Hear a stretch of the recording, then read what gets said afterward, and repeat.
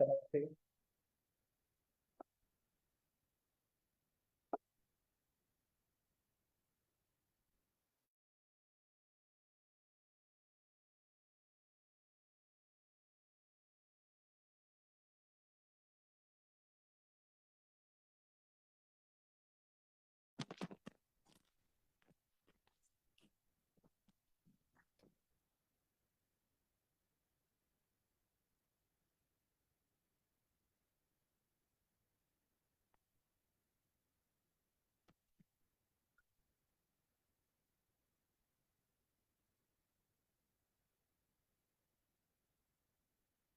Hello hello sir, नमस्कार।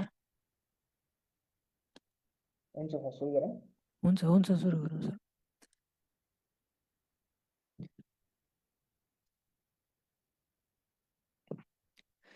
ल, नमस्कार साथीहरू, हार्दिक स्वागत छ एस्पिरेन्ट एकाडेमीको यो एमसिक्यू क्लासमा। यहाँहरू सबैलाई स्वागत गर्दछु। हामीलाई हाम्रो फेसबुक पेजबाट हेरिरहनुभएका साथीहरू, हाम्रो जुममा रहनुभएका साथीहरू सबैजनालाई स्वागत गरेँ मैले हाम्रो क्लासमा चाहिँ।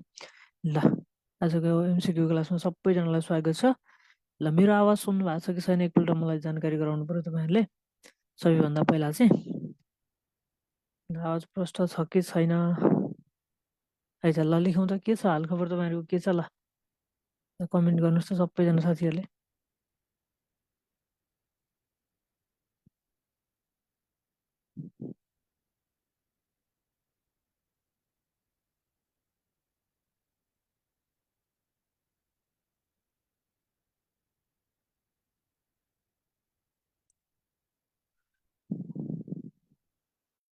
ल साथीहरू, सुरु गरौँ है त।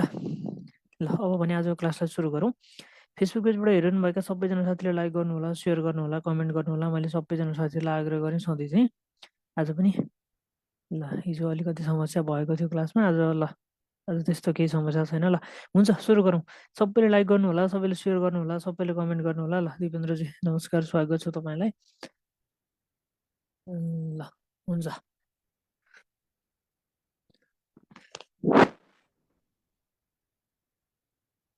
अब भने मैले पहिलो क्वेसन छ। ल, पहिलो क्वेसन हेरौँ त। इन्नर प्लानेट र आउटर प्लानेटलाई छुट्याउने काम कसले गर्दछ भनेर भनेको छ यो क्वेसनले चाहिँ। यो बाहिरी ग्रह अनि भित्री ग्रह, यो बाहिरी र भित्री ग्रहलाई छुट्याउने काम कसले गर्दछ भनेको छ। शिशु ग्रह, तारा, उल्कापिण्ड अनि तारापुञ्ज भनेर भन्यो। अब तपाईँले बुध, शुक्र, पृथ्वी, मङ्गल यी चारवटा ग्रहहरू भनेको चाहिँ इन्नर प्लानेट हुन् अथवा भित्री ग्रह हुन् है। भित्री ग्रह भनेको चाहिँ बुधदेखि मङ्गलसम्म, बुधबाट मङ्गल ग्रहसम्म, बुध, शुक्र, पृथ्वी, मङ्गल चारवटा ग्रहलाई भित्री ग्रह इन्नर प्लानेट भनिन्छ।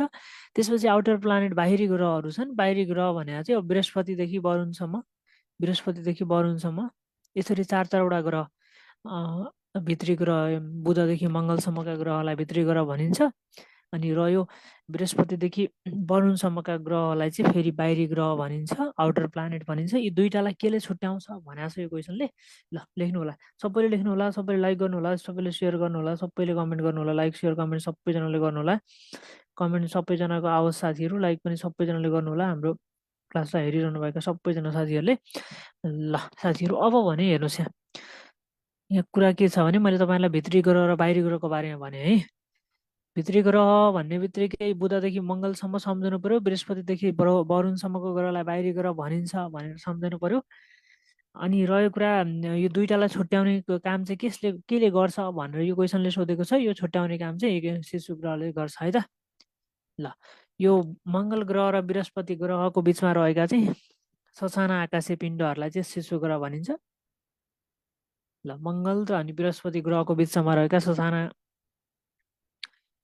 ताराहरूको समूह शिशु ग्रह भनिन्छ है त। आकाशीय पिण्ड, तारा भन्दा पनि ससाना आकाशीय पिण्डहरूलाई चाहिँ शिशु ग्रह भनिन्छ, जसले चाहिँ भित्री ग्रह अनि बाहिरी ग्रह दुईटालाई छुट्याउने गर्दछ। भित्री ग्रह भनेको बुधदेखि मङ्गलसम्म सम्झनु पर्यो, बृहस्पति ग्रहदेखि लिएर वरुण ग्रहसम्मलाई चाहिँ बाहिरी ग्रह सम्झिनु पर्यो।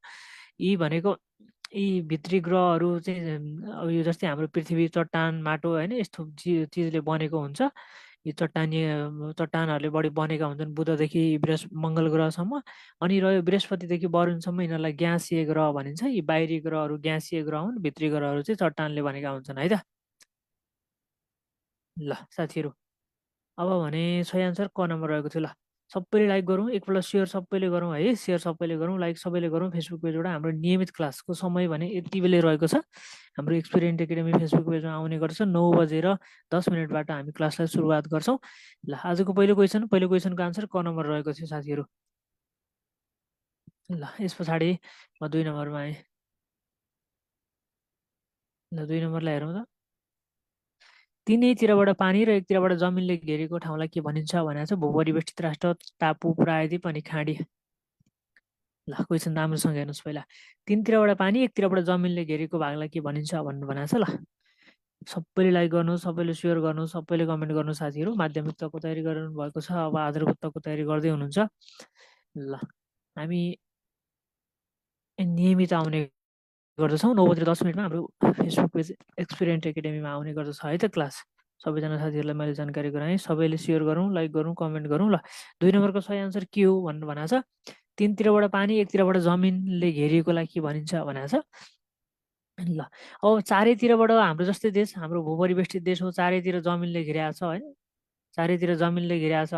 यसलाई चाहिँ भनियो भूपरिवेष्टित भनिन्छ, चारैतिर जमिनले घेरेकोलाई। अब अर्को यो टापु भनेको छ, चारैतिर पानीले घेरेर बिचमा हुन्छ, समुद्रहरूको बिचमा भयो, त्यो टापु भयो। चारैतिरबाट पानीले घेरेकोलाई टापु। ल चारैतिरबाट जमिनले घेरेकोलाई भूपरिवेष्टित भयो, चारैतिरबाट पानीले घेरेकोलाई टापु भयो। प्रायद्वीप भनेको अब तिनतिरबाट पानी, एकतिरबाट जमिनले घेरेकोलाई प्रायद्वीप भनिन्छ साथीहरू। ल तिनतिरबाट जमिन, एकतिरबाट पानीले घेरेकोलाई प्रायद्वीप भनिन्छ। अब खाडी, खाडी भनेको चाहिँ के हो भने अब यसको ठिक उल्टो भयो। तिनतिरबाट जमिन, एकतिरबाट पानीले घेरेकोलाई है त, तिनतिरबाट पानी, तिनतिरबाट पानी र एकतिरबाट जमिनले घेरेकोलाई प्रायद्वीप भयो। तिनतिरबाट पानी अनि एकतिरबाट जमिनले घेरेकोलाई चाहिँ यसको प्रायद्वीपको ठिक उल्टो चाहिँ खाडी भयो साथीहरू। ल सही आन्सर गयो है त। ल ठिक छ। ल सेयर गरौँ, सबैले लाइक गरौँ, सबैले सेयर गरौँ, सबैले कमेन्ट गरौँ है। लाइक सेयर कमेन्ट चाहिँ सबैजनाले गरौँ। हाम्रो फेसबुक पेजबाट हेरिरहनुभएका सबैजना साथीहरूले लाइक सेयर कमेन्ट गरौँ। भूपरिवेष्टित भनेको चारैतिर जमिनले घेरेको भयो, टापु भनेको चारैतिर पानीले घेरेको भयो, प्रायद्वीप भनेको तिनतिरबाट पानी र एकतिरबाट जमिनले घेरेकोलाई प्रायद्वीप भयो, खाडी भनेको फेरि प्रायद्वीपको उल्टो भयो, तिनतिरबाट जमिन, एकतिरबाट पानीले घेरेको, एकतिरबाट पानीले, तिनतिरबाट जमिन, एकतिरबाट पानी भन्ने बित्तिकै खाडी सम्झनु पर्यो। अब यसरी तिनतिर जस्तै हाम्रो युरोप महादेशलाई प्रायद्वीपको महादेश भनिन्छ, किनभने एकतिरबाट अरूतिरबाट सबैतिरबाट समुद्रले घेरेको छ युरोप महादेशलाई। त्यही भएर प्रायद्वीपको महादेश भनेर युरोप महादेशलाई चिन्ने गरिन्छ साथीहरू। ल अब भने 4 नम्बर प्रश्नमा आउँ, 3 नम्बर प्रश्नमा आउँ, 4 नम्बर होइन। मानवको घर भनेर चिनिने महादेश भनेको छ। ल हेर्नुहोस्, मानवको घर भनेर चिनिने महादेश। ल लाइक सबैले गरौँ, सेयर सबैले गरौँ, कमेन्ट सबैले गरौँ है। लाइक सेयर कमेन्ट चाहिँ सबैजनाले गरौँ। मानवको घर भनेको छ एसिया, अफ्रिका, युरोप, दक्षिण अमेरिका भनेर भन्यो। ल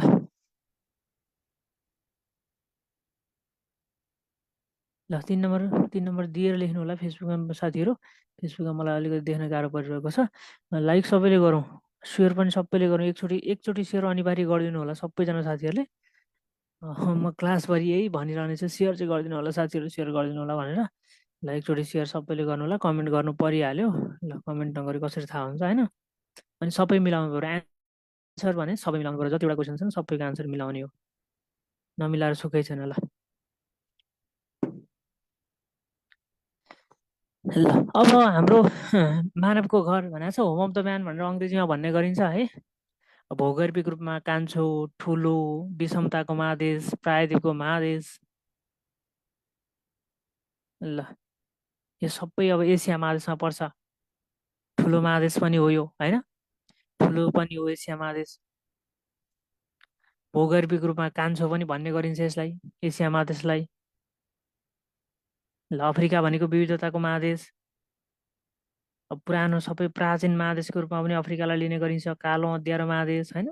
भूमध्य रेखाले विशेष भागमा काटिएको महादेशको रूपमा अफ्रिकालाई लिने गरिन्छ साथीहरू। अब युरोपको प्रायद्वीपको पनि प्रायद्वीप भनेर चिनिने महादेश हो। उत्तरी गोलार्धमा मास्तिर हो, हाम्रो भूमध्य रेखा भन्दा मास्तिर यो भूमध्य रेखा, यो उत्तरी गोलार्ध यतातिरको गोलार्धमा पर्ने महादेश हो यो युरोप महादेश। त्यही भएर चिसो पनि हुन्छ होइन। लामो समुद्र किनारा किनारा भएको मरुभूमि भएको महादेशको रूपमा युरोपलाई चिनिने गरिन्छ। दक्षिण अमेरिका महादेश भनेको छ। दक्षिण अमेरिका महादेश भनेको एउटा कुरा चाहिँ के सम्झिनुहोस् भने भूमध्य रेखा र मकर रेखाले काटिएको महादेश, पंक्षी सर्पको महादेश, पंक्षी सर्प अनि यो भूमध्य रेखाले बिचमा काटिएको महादेश उत्तर अमेरिकालाई चाहिँ बढी समुद्री किनारा भएको, लामो समुद्री किनारा भएको महादेश, भूमध्य र मकर रेखाले सबैले काटेको महादेश, जस्तै लामो देश चिली रहेको महादेश, यी सबै कुरा चाहिँ दक्षिण अमेरिकामा पर्छन् है त।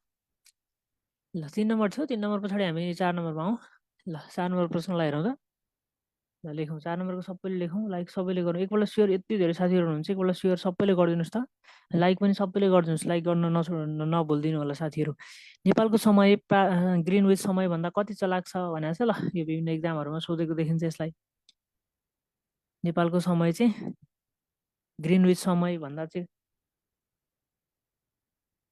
कति चलाक छ, कति छिटो छ भनेको छ। 4 घन्टा 45 मिनट, 5 घन्टा 45 मिनट, 4 घन्टा 15 मिनट, 5 घन्टा 15 मिनट भनेर भन्यो यसले। ल 4 नम्बरको सबैको आन्सर आओस् त साथीहरू। एन्सर सबैको आओस्, सेयर सबैले गरिदिनु होला, लाइक सबैले गरिदिनु होला क्लासलाई। ल तपाईँहरूको लाइक सेयरको अनिवार्य महत्त्व छ, धेरै महत्त्व, ठुलो महत्त्व छ। ल हाम्रो नयाँ पुरानो सबैजना साथीहरू ल मिलाऊँ, अनि सबैजनाले मिलाउँ त। ल 4 नम्बरको के लेख्नुभयो? कृष्णाचार्यजीको क, प्रेमजीको ख, कृष्ण ल निर्मलाजीको ख, गङ्गाजीको पनि ख, गीताजीले कतारको घ लेख्नु भएको छ, प्रेमचन्द्र खड्काजीको ख। ल साथीहरू सबैजनाले लेखौँ, एकपल्ट सेयर सबैले गरौँ, लाइक सबैले गरौँ है त। लाइक सेयर एकपल्ट सबैजनाले गरौँ।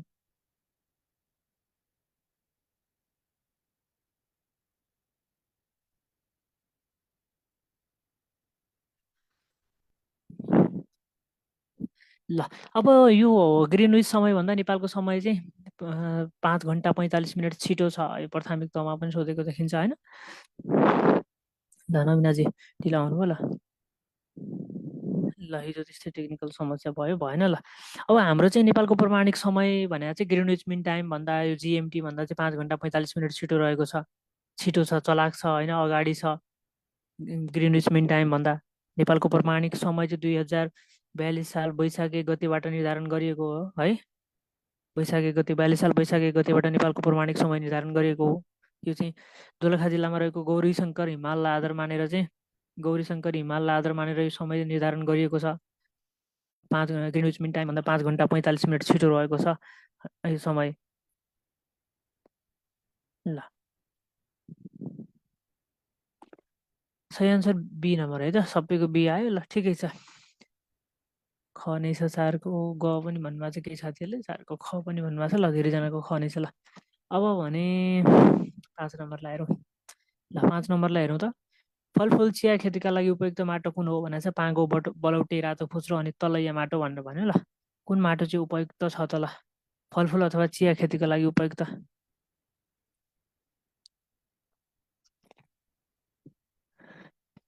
कुन माटोमा फलफुल अथवा चिया खेती गर्न उपयुक्त हुन्छ भनेको छ। पाँगो माटो, बलौटे, रातो फुच्रो, तलैया। ल नेपालमा 5 प्रकारको माटो पाइन्छ है, 5 प्रकारको माटो पाइन्छ नेपालमा। यो 5 प्रकार चाहिँ अब वन जङ्गल पनि 5 प्रकारका पाइन्छ, हावापानी पनि नेपालमा 5 प्रकारको पाइन्छ, माटो पनि नेपालमा 5 प्रकारको पाइन्छ है। फलफुल चिया खेतीका लागि उपयुक्त माटो कुन हो भनेको छ।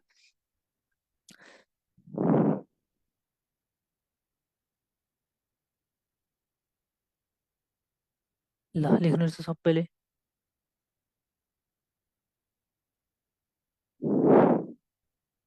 ल 5 नम्बर प्रश्न।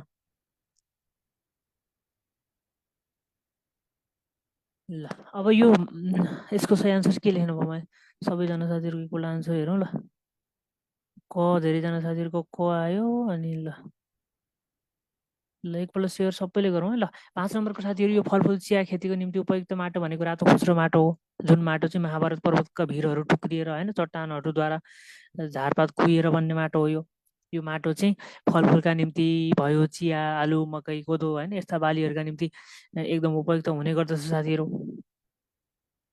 ल त्यो जुन माटो छ, रातो फुस्रो माटो छ। यो माटो भनेको चाहिँ महाभारत पर्वतका भिरहरूबाट टुक्रिएर माटोहरू बग्दै टुक्रिएर चाहिँ बन्ने माटो, चट्टानहरूमा थिचिएर बन्ने माटो हो यो। ल अब हाम्रो जुन पाँगो माटो, धेरैजनाले पाँगो माटो भन्नुभएको छ साथीहरू। यो पाँगो माटो तराई बेसीहरूमा पाइने माटो हो, नदीले थुपारेको माटो हो होइन। बालुवामा चाहिँ झारपातहरू कुहिएर बन्छ यो पाँगो माटो चाहिँ साथीहरू। यसमा चाहिँ अब धान, सनपाट, सुर्ती, तेलहन जुन तराईमा हुन्छ नि, तराई सम्झिनु न। पाँगो माटोको कुरा सबै धेरैजनाले पाँगो लेख्नु भएको छ। बढी खाद्यान्न बालीहरू उत्पादनमा एकदमै उपयुक्त हुन्छ होइन। ल तर फलफुल र चियाका निम्ति भने रातो माटो उपयुक्त छ। सही आन्सर ग नम्बर रहेको छ। ल ग लेख्ने जति सबै साथीहरूको मिल्यो है त। ल अब भने 6 नम्बरलाई हेरौँ त। अयोग्य राजाको उपनामले चिनिने राजा भनेको छ। ल अयोग्य राजा गिर्वाण युद्ध वीर विक्रम शाह, राजेन्द्र विक्रम शाह, सुरेन्द्र विक्रम शाह, पृथ्वी विक्रम शाह भनेको छ। ल अब हेर्नुहोस् त,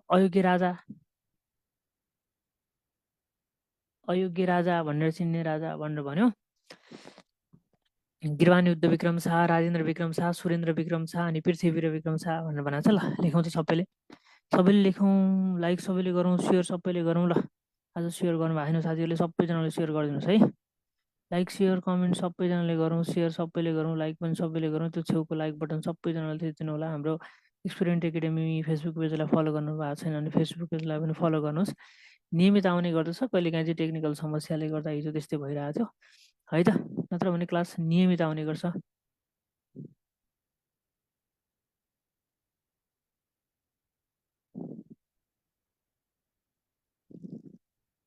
ल अब यो अयोग्य राजा भनेर भनिएको छ। अयोग्य राजा भनेको चाहिँ राजेन्द्र विक्रम शाह है।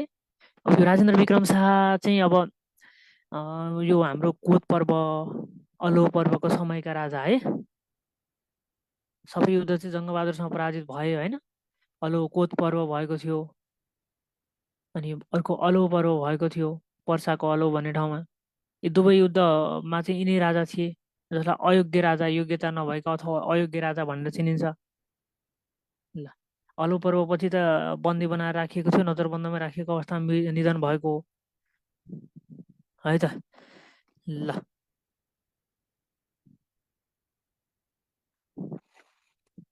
6 नम्बरको ख आन्सर रहेको थियो। 6 पछाडि हामी 7 नम्बरमा आउँ।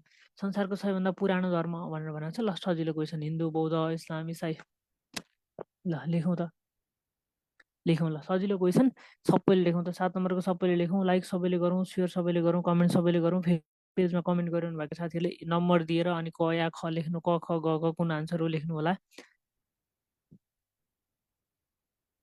ल फेसबुक पेजलाई फलो गर्नु भएको छैन भने फेसबुक पेजलाई फलो गर्नु होला। सबैले लाइक सबैले गर्नु होला, सेयर सबैजनाले गर्नु होला। ल 7 नम्बर क्वेसन हेरौँ त। संसारको पुरानो धर्म भनेर भनेको छ। ल यो संसारको सबैभन्दा पुरानो धर्म के हो त?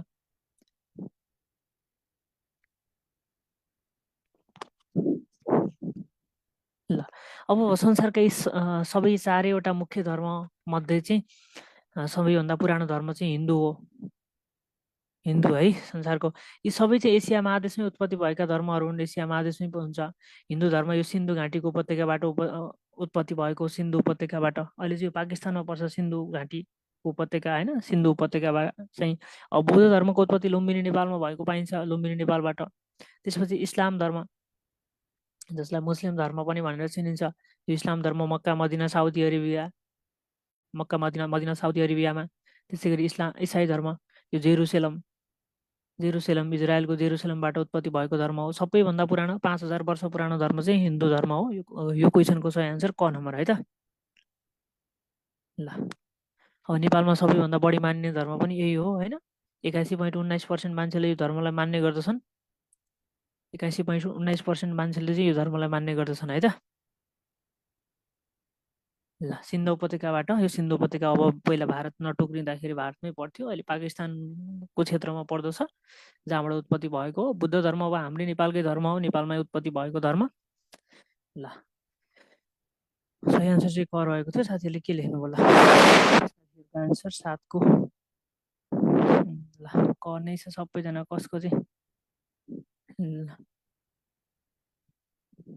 कसले चाहिँ बिगार्नु भएको छ? ल कसैले पनि बिगार्नु भएको छैन साथीहरू। लाइक सबैले गरौँ एकचोटि।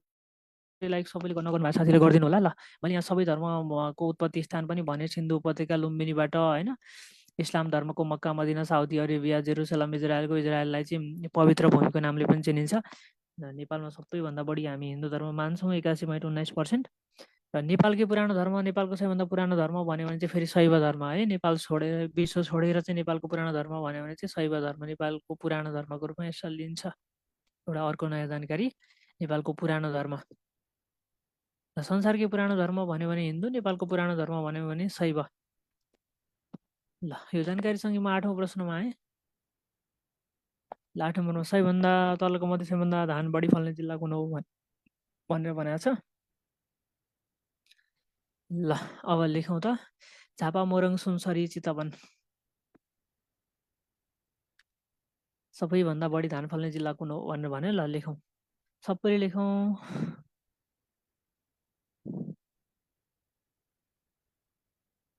ल 8 नम्बर।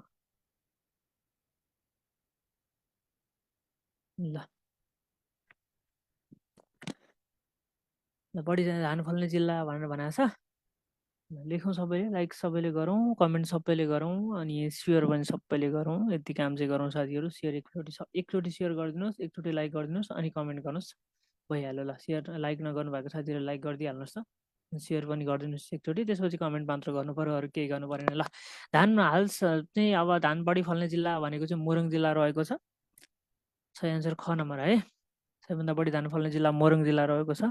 मुस्ताङ सबैभन्दा कम धान फल्ने जिल्लाको रूपमा मुस्ताङलाई चिनिन्छ। सबैभन्दा बढी मोरङ, सबैभन्दा कम मुस्ताङ। त्यसपछि सबैभन्दा उच्च स्थानमा धान फल्ने ठाउँ पनि छ नेपालमा होइन, त्यो जिल्ला भनेको जुम्ला जिल्ला। ल पछिल्लो सर्वेक्षणले चाहिँ धान बढी फल्ने जिल्ला मोरङ है, पहिला झापा थियो, त्यही झापा लेख्नु भएको होला धेरैजना साथीहरूले। सबैभन्दा उचाइमा धान फल्ने जिल्ला जुम्ला, जिउलो भन्ने जिउलो मार्ची धान 2850 मिटर उचाइमा फल्छ यो है त। ल नेपालको मोरङ सबैभन्दा धेरै धान फल्ने जिल्ला, मुस्ताङ सबैभन्दा कम धान फल्ने जिल्ला, यो सबैभन्दा उचाइमा धान फल्ने जिल्ला 2850 मिटर, जुम्लाको जिउलो मार्सी धान फल्ने गर्छ। सबैभन्दा बढी धान उत्पादन गर्ने देश चीन हो। ल यो जानकारीसँगै म अगाडि बढेँ 9 नम्बरतर्फ। ल 15औं योजनाको दीर्घकालीन सोच 2101सम्म बहुआयामिक गरिबीमा रहेको जनसङ्ख्या कति पुर्याउने लक्ष्य छ भनेर भने। ल यो तपाईँहरूले दीर्घकालीन लक्ष्य पढ्नु भयो होला, हेर्नु भयो होला साथीहरू। ल लेखौँ त, यो 2101सम्म चाहिँ नेपालको 2100 पुग्दाखेरि चाहिँ बहुआयामिक गरिबीको जनसङ्ख्या कतिसम्म पुर्याउने भनेर भनेको छ ल। कतिमा झार्ने लक्ष्य रहेको छ भनेर भनेको छ यसले। ल लेखौँ त सबैले लेखौँ, लाइक सबैले गरौँ, सेयर सबैले गरौँ, कमेन्ट सबैले गरौँ। 9 नम्बर प्रश्न, अब 2100सम्म नेपालको बहुआयामिकवाला गरिबीमा चाहिँ कतिमा झार्ने लक्ष्य छ त।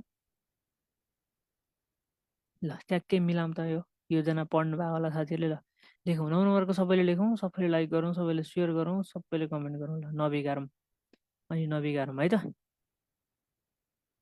ल मैले सबैजना साथीहरूलाई आग्रह गरेँ, लाइक सेयर कमेन्ट सबैजनाले गर्नुहोस्।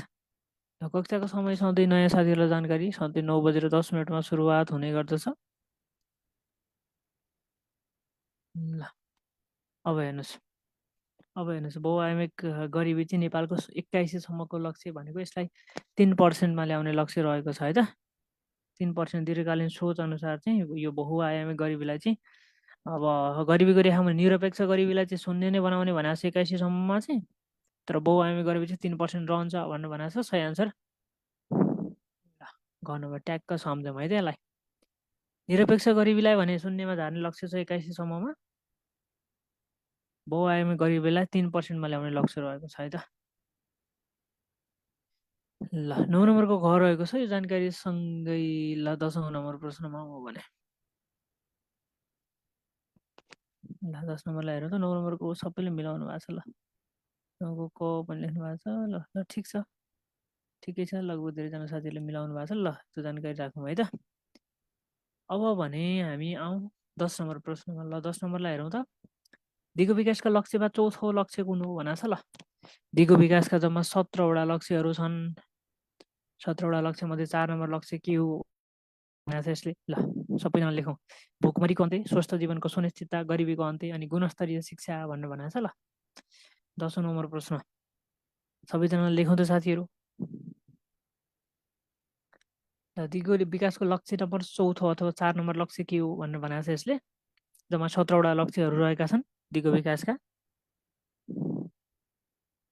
ल 169वटा परिमाणात्मक लक्ष्य 169वटा परिमाणात्मक लक्ष्यहरू रहेका छन्।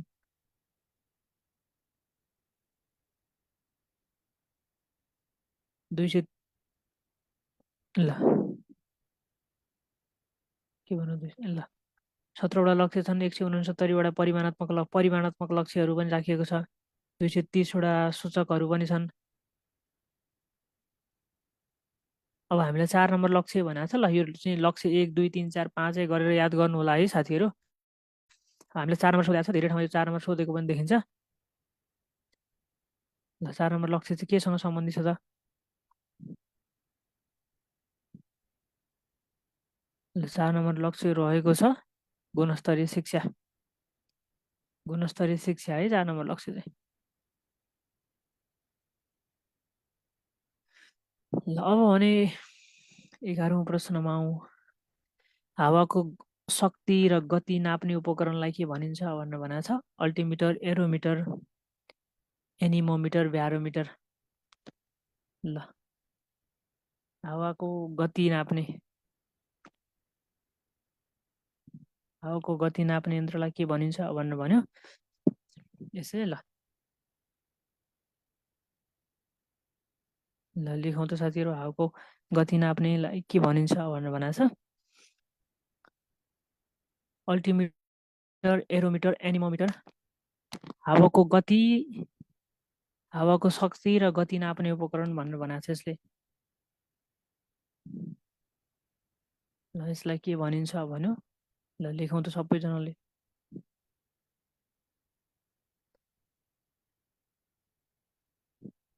11 नम्बर। ल 11 को सबैको आन्सर आओस् त।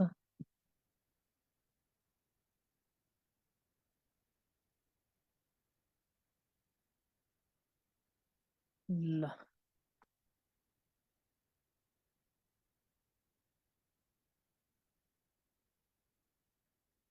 ल यसलाई भनिन्छ ब्यारोमिटर है त।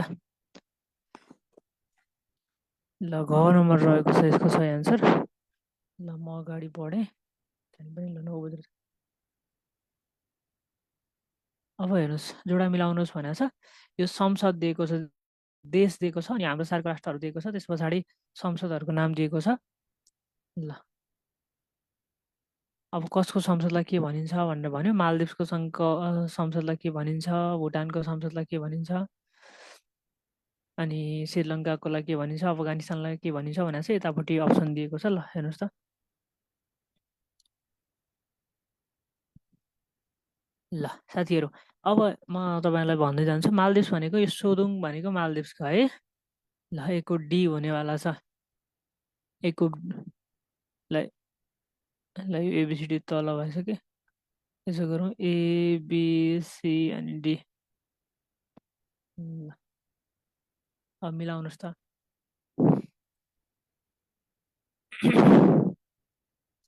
12 नम्बरको ल मिलाउनुहोस् त हेर। ल यो मालदिप्सको एकछिनलाई यसलाई मैले एकचोटि मेटेँ। ल प्रश्न सबैलाई हेरौँ। यतापट्टि देशहरू दिएको छ, यतापट्टि चाहिँ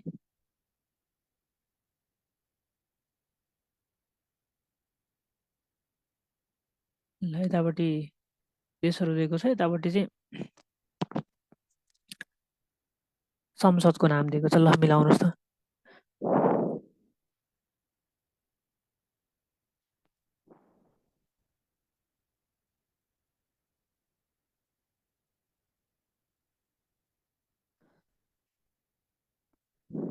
ल अब भने साथीहरू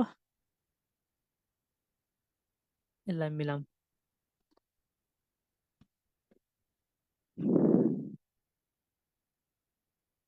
के लेख्नुभयो? के लेख्नुभयो? ल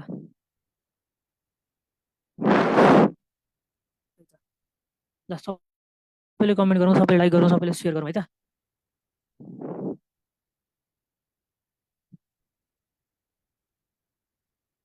ल यो तल माथि भएछ के, ठिकै छ।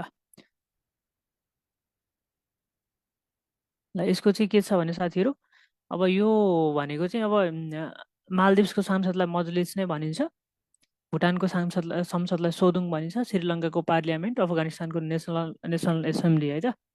सिधा सिधा छ सबैको।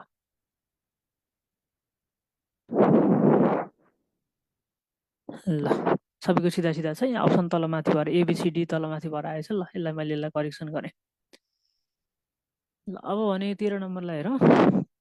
संयुक्त राष्ट्रसङ्घको बडापत्रको सम्बन्धमा कुन भनाइ गलत छ भनेको छ। ल युएनको बडापत्रको कुरा आयो यसमा चाहिँ। बडापत्रमा 19 अध्याय 111 धारा 10,000 शब्दहरू रहेका छन् भन्यो। बडापत्रको तयार गर्ने व्यक्ति अमेरिकाका कवि लेखक आर्किबाल्ड म्याक्लेस हुन् भनेर भन्यो। अनि त्यस पछाडि 1945 अक्टोबर 24मा लागू भएसँगै संयुक्त राष्ट्रसङ्घको विधिवत स्थापना भयो भनेको छ। युएनको एकमात्र पर्यवेक्षक राष्ट्र होलिसी हो भन्यो। ल कुन भनाइ गलत छ यसमा भनेर भनेको छ। ल छुट्याउँ त। ल युएनको बडापत्रमा 19 अध्याय 111 धारा 10,000 शब्दहरू रहेका छन् भन्यो। बडापत्र तयार गर्ने कवि लेखक आर्किबाल्ड म्याक्लेस हुन् भनेर भन्यो। अनि अब यो लागू भएको अथवा विधिवत रूपमा स्थापना भएको दिन भयो 1945 अक्टोबर 24मा चाहिँ संयुक्त राष्ट्रसङ्घको स्थापना भएको कुरा भयो। अनि यो पर्यवेक्षक राष्ट्र होलिसी हो, युएनको एकमात्र पर्यवेक्षक राष्ट्र होलिसी हो भनेको छ। ल यसमध्ये कुन भनाइ गलत छ भनेर भन्यो। ल साथीहरू, अब यो बडापत्रमा 19 अध्याय 111 धारा 10,000 शब्द एकदम सही करेक्ट रहेको छ है त। बडापत्रको तयारी गर्ने व्यक्ति अमेरिकाको कवि लेखक आर्किबाल्ड म्याक्लेस हुन्, यो पनि एकदम ठिक छ। अब हाम्रो संयुक्त राष्ट्रसङ्घको स्थापना विधिवत रूपमा 1945 अक्टोबर 24मा बडापत्र लागू भएसँगै विधिवत रूपमा स्थापना भएको हो। अब यसको पर्यवेक्षक राष्ट्र एउटा मात्र भनेको छ, होलिसी र प्यालेस्टाइन है। स्टेट अफ प्यालेस्टाइन यी दुईवटा चाहिँ पर्यवेक्षक राष्ट्रको रूपमा रहेका छन्। एउटा होलिसी हो, अर्को प्यालेस्टाइन। ल गलत भनेको घ नम्बर है त। ल गलत यसमा नमिल्ने भनेको क नम्बर रहेको छ 13 को। ल 14 नम्बरमा आउँ। 57 ओस्कार अवार्डका लागि नेपालबाट कुन चलचित्र छनौट भएको छ भनेको छ। Oppenheimer, everything everywhere all at once भन्यो, साम्बला, एनोरा भन्यो। ल 97 ओस्कार अवार्डका लागि नेपालको कुन चलचित्र छनौट भएको थियो भनेर भनेको छ। ल मिलाउँ त। कुन चलचित्र चाहिँ छनौट भएको थियो त। 97 होइन 97 ओस्कार अवार्डमा छनौट भएको चलचित्र, नेपाली चलचित्र। ल यो नेपाली चलचित्र चाहिँ साम्बला भन्ने चलचित्र छनौट भएको थियो है त। साम्बला भन्ने चलचित्र चाहिँ छनौट भएको थियो। ल जिकेको अन्तिम 15औं प्रश्न छ। ल हेरौँ त। नेपाल आइडल सिजन 5 का विजेता को हुन् भनेको छ। ल अनुषा तामाङ, विनोद राई, च्यापलन द्रोण, केन्द्रिक लामा रहेको छ। ल 15 नेपाल आइडल सिजन 5 को विजेता को हुन् भनेर भनेको छ यसले। ल 5 को विजेता हेरौँ त। ल लेखौँ सबैले, सबैजनाले लेखौँ, लाइक सबैले गरौँ, सेयर सबैजनाले गरौँ, कमेन्ट सबैजनाले गरौँ। एकचोटि सेयर नगर्नु भएको साथीहरूले सबैले सेयर गरिदिनु होला। नेपाल आइडल सिजन 5 को विजेता भनेको चाहिँ विनोद राई है त। ल 15 को ख रहेको थियो। जानकारीसँगै म शिक्षातर्फ आएँ। ल अब शिक्षाको प्रश्न सुरु गरौँ। ल शिक्षाको सबै प्रश्न मिलाउँ, सबै लाइक गरौँ, सबैले लाइक गरौँ, सबैले सेयर गरौँ, सबैले कमेन्ट गरौँ। तलको मध्ये कुन चाहिँ शिक्षाको सामाजिक कार्य अन्तर्गत पर्दैन भनेको छ। मानव विकास, पुरातनवादी सोचको अन्त्य, क्रान्तिकारी कार्य, प्रगतिशील कार्य। ल मानव विकासको कार्य, क्रान्तिकारी कार्य, प्रगतिशील कार्य। ल कुन चाहिँ सामाजिक कार्य अन्तर्गत पर्दैन भनेर भनेको छ। ल मिलाउँ त, सबैले मिलाउँ, सबैले मिलाउँ, लाइक सबैले गरौँ, सेयर पनि सबैले गरौँ, कमेन्ट सबैले गरौँ। ल हेरौँ त। अब यो कुन चाहिँ शिक्षाको सामाजिक कार्य अन्तर्गत पर्दैन भन्यो। ल कुन पर्दैन होला सामाजिक कार्य अन्तर्गत चाहिँ। दिएको मध्ये सामाजिक कार्य अन्तर्गत नपर्ने कुन हो। 16 नम्बरको।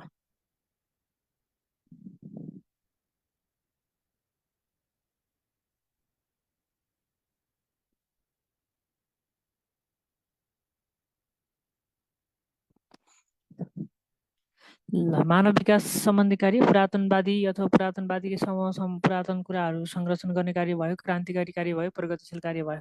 कुन चाहिँ अब पर्दैन त यो सामाजिक कार्य सोसल वर्कको अन्तर्गत? ल अब यो मानव विकास भनेको यो सामाजिक कार्य होइन है त, यो सामाजिक कार्य होइन, यो व्यक्तिगत कार्य पर्यो, सामाजिक कार्य अन्तर्गत पर्दैन यो। अरू यो पुरातनसँग सम्बन्धित कुराहरू जोगाउने अथवा पुरातन विचारलाई हटाउने यस्तो सम्बन्धी कार्य त यो सामाजिक कार्य नै भयो, क्रान्तिकारी कार्य सामाजिक कार्य नै हो, प्रगतिशील कार्य पनि सामाजिक कार्य अन्तर्गतै पर्यो। मानव विकास सम्बन्धी कार्य चाहिँ सामाजिक कार्य अन्तर्गत परेन है त। ल 17 नम्बर प्रश्न छ। ल 17 नम्बरलाई हेरौँ त। शिक्षा भनेको अरू केही होइन, केवल बानी बसाल्नु हो। यो भनाइ कसको हो भनेको छ? डिबे, रुसो, फोर्वेल अनि प्लेटो। शिक्षा केही होइन, बानीको विकास मात्र हो भनेर भनाइ चाहिँ कसको हो त भनेर भनेको छ?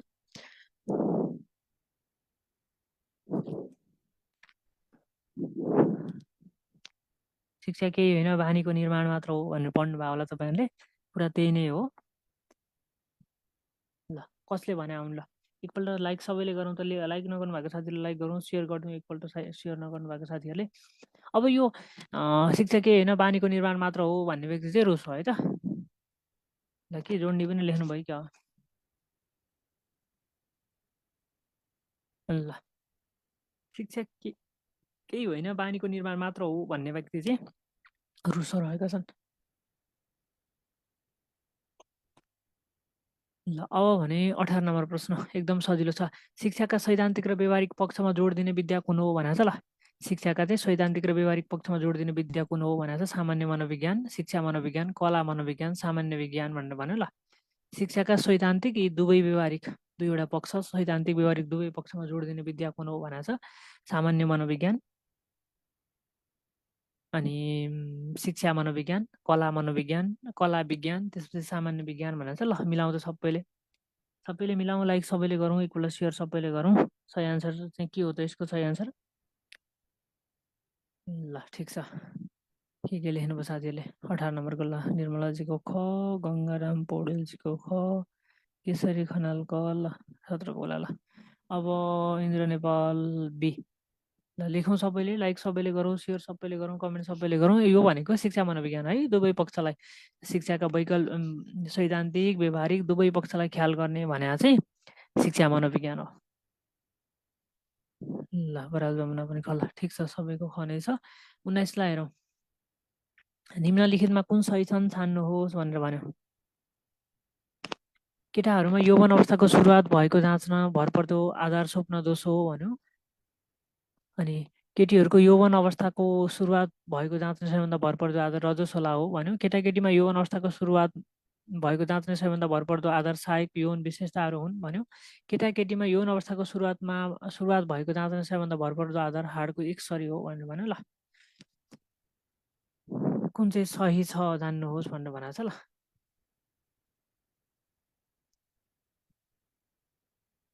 ल 19औं प्रश्न सबैले लेखौँ त।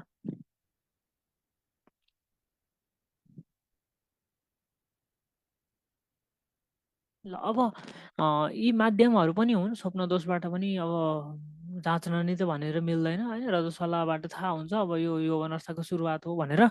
तर यसको सबैभन्दा उपयुक्त उपाय हो भने यौवन अवस्थाको सुरुवात भएको भनेर जाँच्ने भरपर्दो उपाय भनेको एक्सरे पछि नै थाहा हुन्छ। आधिकारिक रूपमा चाहिँ सबै जानकारी होइन हो भन्ने चाहिँ बुझिन्छ। तर अब यो सबैभन्दा भरपर्दो माध्यम भनेको चाहिँ हाडको एक्सरेबाट है त, दुवैको, केटा केटी दुवैको। ल अब भने 20औं प्रश्न रहेको छ। निकट दूरको नियम केसँग सम्बन्धित छ भनेको छ? सिकाइको नियम, आनुवांशिक नियम, मानव विकासको नियम, जीवनको क्षणिक नियम भनेर भनेको छ। निकट दूरको नियम प्रोक्सिमो डिस्टल ल केसँग सम्बन्धित छ भनेर भनेको छ? ल सिकाइको नियम, आनुवांशिक नियम, मानव विकासको नियम, जीवनको क्षणिक नियम। ल मिलाउँ त 20 नम्बरको मिलाउँ त सबैले। 20 नम्बरको सबैले मिलाउँ, लाइक सबैले गरौँ, सेयर सबैले गरौँ, कमेन्ट सबैले गरौँ। हाम्रो फेसबुक पेजबाट हेर्नुभएका सबैजना साथीले लाइक गरिदिनु होला, सबैले सेयर गर्नु होला, सबैले कमेन्ट गर्नु होला है त। ल अब हेर्नुहोस्, यो निकट दूरको नियम यो चाहिँ केसँग सम्बन्धित छ, केसँग लेख्नुभयो? ल, यो मानव विकाससँग सम्बन्धित छ है। मानव विकासको नियम हो यो। एउटा यो शीर्षपादन नियम भन्ने छ। शीर्षपादन नियम शिरबाट सुरुवात भएर चाहिँ शरीरको पैतालातिर जाने, खुट्टातिर जाने नियम छ एउटा। अनि यो निकट दूरको नियम शरीरको मध्य भाग अथवा केन्द्रीय भागबाट अन्य भागतिर फैलाउँदै जाने नियमलाई निकट दूरको नियम भनिन्छ। यो अर्नोल्ड गेसल भन्ने मान्छेले चाहिँ प्रतिपादन गरेको नियम हो मानव विकास सम्बन्धी। गेसलले प्रतिपादन गरेको नियम हो। यो दुईवटा नियम छ नि, एउटा शीर्षपादन नियम शिरबाट टाउकोबाट सुरुवात भएर खुट्टातिर जाने नियम रहेको छ मानव विकासको। एउटा चाहिँ शरीरको मध्य भाग अथवा नाभिबाट चाहिँ चारैतिर फैलाउने नियम छ, त्यसलाई निकट दूरको नियम भनिन्छ। ल, यी मानव विकासका दुईवटा नियम, यसको प्रतिपादन चाहिँ गेसल भन्ने मान्छेले गरेका हुन्। ल, यसको 20औं नम्बरको सही आन्सर ग नम्बर रहेको थियो। ल, के लेख्नुभयो? घनै लेख्नुभयो नि होइन? ल, अब भने 21मा आउँ। घोडा वा कोइना खुम्चिनु कस्तो प्रकारको सिकाइको अपवाद हो भनेको छ? परिपक्वता, जन्मजात प्रविधि, सहज क्रिया, व्यवहारवाद भनेर भन्यो। ल, 21लाई हेर्नुहोस् अनि सबैले लेख्नुहोस्। सबैले लेख्नुहोस्, लाइक सबैले गर्नुहोस्, सेयर सबैले गर्नुहोस्, कमेन्ट सबैजनाले गर्नुहोस्। घोडा वा कोइना खुम्चिनु कस्तो प्रकारको सिकाइको अपवाद हो भनेर भनेको छ यसले। ल, यो कस्तो प्रकारको सिकाइको अपवाद हो त?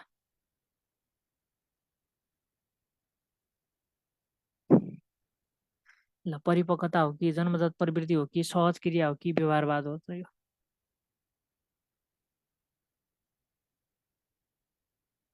ल, 21को के हो त यो?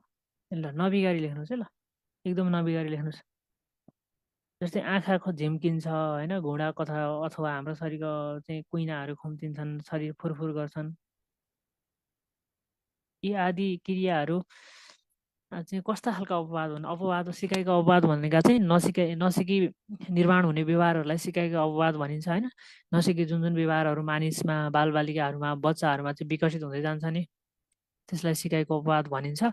अब यहाँ घुँडा अथवा कुइना खुम्चिनु भनेको छ। ल,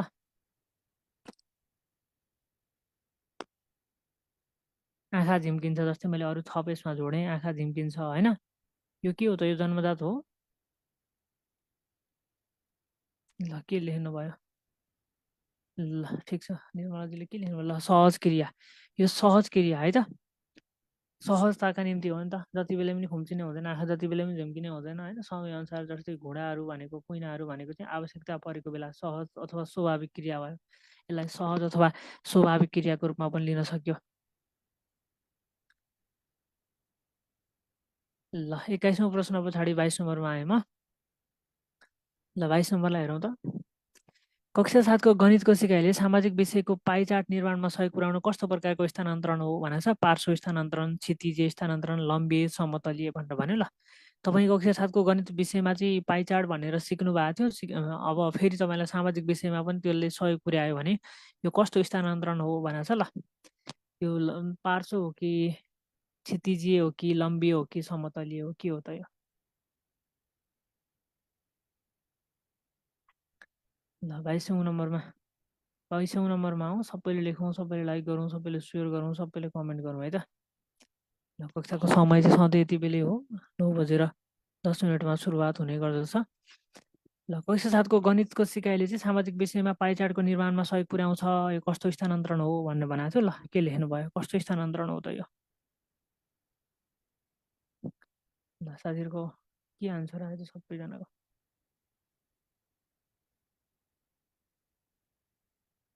ल, साथीहरू अब यो भनेको चाहिँ के हो त?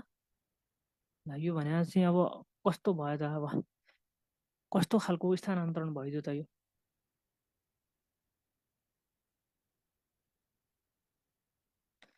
ल, यसलाई भनिन्छ समतलीय। त्यही कक्षाको होइन, त्यही अन्य विषयले अर्को विषयलाई सघाइरहेको छ, त्यही कक्षाका एकअर्का विषयहरू मिलिरहेका छन् भनिसकेपछि यो के कस्तो स्थानान्तरण हो त? यो समतलीय स्थानान्तरण है त। ल, 22को घ नम्बर है त साथीहरू। यसलाई समतलीय स्थानान्तरण भनिन्छ। जस्तै एक कक्षाकोले 7 कक्षाकोले 10 कक्षाकोलाई सहयोग पुर्यायो भने त्यो लम्बी स्थानान्तरण भयो। अनि त्यही त्यही कक्षामा अन्य विषयहरू बिच, एकअर्का विषयबिच अन्तर सम्बन्धित भयो भने यो चाहिँ समतलीय स्थानान्तरण भयो। ल, अब भने हाम्रो 23औं प्रश्न रहेको छ। ल, 23 नम्बरलाई हेरौँ त। तलको मध्ये कुन सिकाइ सिद्धान्त पुनर्बल सहितको सिकाइ सिद्धान्त हो भनेर भनेको छ। ल, पुनर्बल सहितको सिकाइ सिद्धान्त कुन हो त? जेबी वाटसनको सिकाइ सिद्धान्त, प्याभलोभको शास्त्रीय सिकाइ सिद्धान्त, गुथरीको सिकाइ सिद्धान्त, स्किनरको सिकाइ सिद्धान्त भन्यो। ल पुनर्बल सहितको सिकाइ सिद्धान्त कुन हो तलको मध्ये भनेर भनेको छ। ल 23 नम्बर लाएर 23 को लेखौँ त सबैजनाले लेखौँ। 23 को लाइक सबैले गरौँ, सेयर सबैले गरौँ, कमेन्ट पनि सबैजनाले गरौँ। ल 23 को सही आन्सर के हो त? ल 23 को लेख्नुहोस् त फटाफट सबैले लेख्नुहोस्। एकपल्ट सेयर सबैजनाले। ल अहिले जतिजना साथीहरू हुनुहुन्छ सबैजनाले सेयर हानिदिनुहोस् त साथीहरू। ल सेयर गरिदिनुहोस् एकचोटि सबैजनाले। ल अब यो पुनर्बल सहितको भनेको छ। यहाँ चाहिँ अब स्किनरको सिकाइ सिद्धान्त है। स्किनर, हल, थर्नडाइक यी मान्छेको सिकाइ सिद्धान्त भनेको पुनर्बल सहितको सिद्धान्तको रूपमा लिने गरिन्छ है त। स्किनरको भयो एउटा हलको भयो, अनि थर्नडाइकको सिकाइ सिद्धान्तलाई पनि चाहिँ पुनर्बल सहितको सिकाइ सिद्धान्तभित्र राखिन्छ है त साथीहरू। ल मैले यो जानकारी गराएँ तपाईँलाई। स्किनर, थर्नडाइक, हल यति तिनजनाको सिकाइ सिद्धान्तलाई चाहिँ पुनर्बल सहितको उत्तेजना प्रतिक्रियाको सिद्धान्त भनेर भनिन्छ क्या। अनि पुनर्बल बिनाकोमा चाहिँ अब वाटसन, प्याभलभ, गुथरीको सिकाइ सिद्धान्तलाई फेरि पुनर्बल विहीन सिकाइ सिद्धान्तको रूपमा लिने गरिन्छ। ल मिलाउनु भयो सबैको के आयो?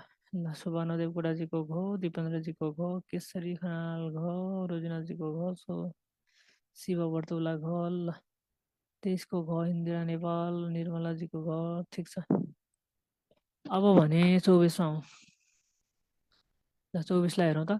शास्त्रीय सम्बन्ध प्रत्यावर्तन सिकाइ सिद्धान्तको मुख्य विशेषता भनेको छ ल बहुप्रतिक्रिया, शून्यता वा विच्छेदन, आकस्मिक प्राप्ति अनि उत्तेजनाको सामान्यकरण तथा विभेदीकरण है त। विभेदीकरण भएछ, विभेदीकरण।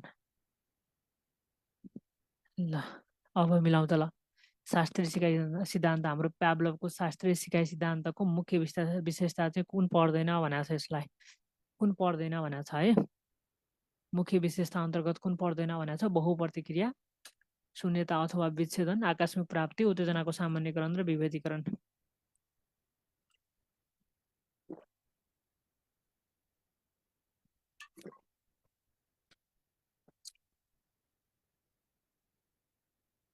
ल कुन पर्दैन त? के लेख्नुभयो? ल एकपल्ट सेयर सबैजनाले गरिदिनुहोस्। के लेख्नुभयो? त्यही 24 को 24 को के लेख्नुभयो त?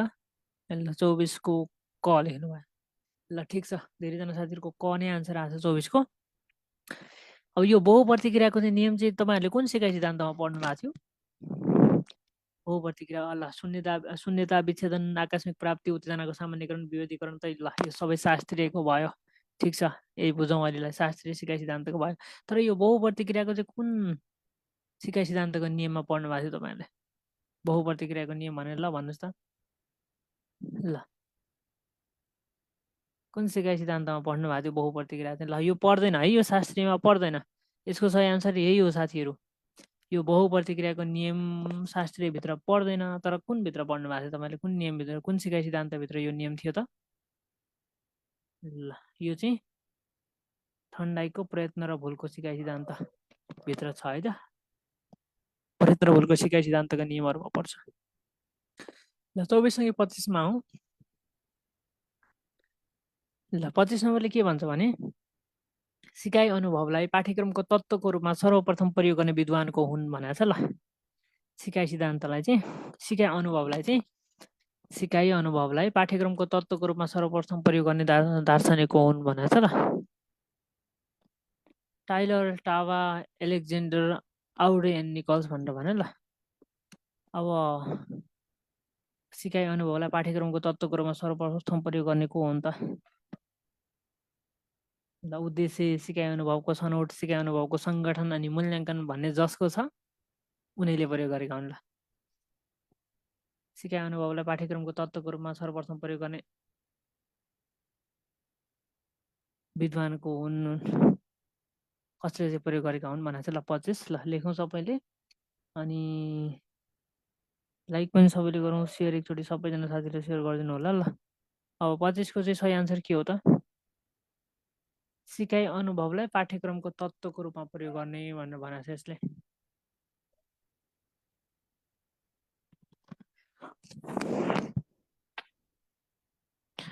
ल अब साथीहरू यसको सही आन्सर चाहिँ के हो त?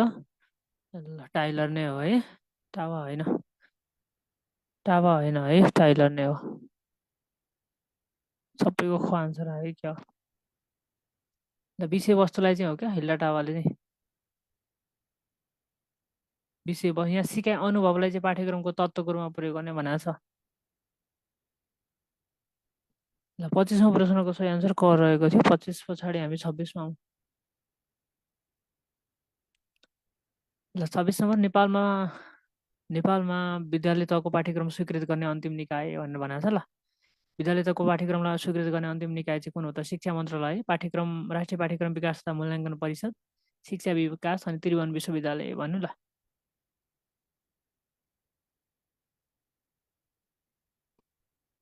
कसले स्वीकृत गर्ने हो? पाठ्यक्रम स्वीकृत गर्ने निकाय। ल मिलाउँ त 26 को मिलाउँ। ल 26 को सबैले मिलाउँ त। ल लेखौँ सबैले, लाइक सबैले गरौँ, एकचोटि सेयर सबैले गरौँ, कमेन्ट सबैजनाले गरौँ। अब भने हामी आइपुगेको क्वेसन 26 नम्बर रहेको छ। 26 नम्बरले चाहिँ के भन्छ भने यो हाम्रो विद्यालय तहको पाठ्यक्रम स्वीकृति गरिदिने अन्तिम निकाय चाहिँ कुन हो भनेर भनेको छ। ल कुन निकायले चाहिँ यसलाई स्वीकृति गरिदिने हो त? 26 को सबैको आन्सर आओस् त। ल 26 को सबैको आन्सर आओस्। ल फटाफट आन्सर आओस्। ल फटाफट लेख्नुहोस्, लाइक सबैले गरिदिनुहोस्, सेयर सबैले गरिदिनुहोस्। ल एकचोटि सबैजनाले मिलेर सेयर गरिदिनु त। ल यो सेयरको लेभल कति भयो? 32 भयो रहेछ। ल यसलाई लु 50 जति पुऱ्याइदिउँ त। 20-25जना साथीहरूले एकचोटि सेयर गरिदिनु त सबैजनाले। ल साथीहरू, अब यो पाठ्यक्रमलाई स्वीकृत गर्ने अन्तिम निकाय भने चाहिँ अब हाम्रो पुस्तकहरू चाहिँ नेपाल सरकारले स्वीकृत गरेका पुस्तकहरू लागू हुन्छन्, तर पाठ्यक्रमलाई स्वीकृत गर्ने अन्तिम निकाय भनेको राष्ट्रिय पाठ्यक्रम विकास तथा मूल्याङ्कन परिषदले काम गर्छ है त। यो संस्थाले, यो निकायले चाहिँ पाठ्यक्रमलाई स्वीकृत गरिदिन्छ, निर्माण गरिएको पाठ्यक्रमलाई स्वीकृत गरिदिन्छ। ल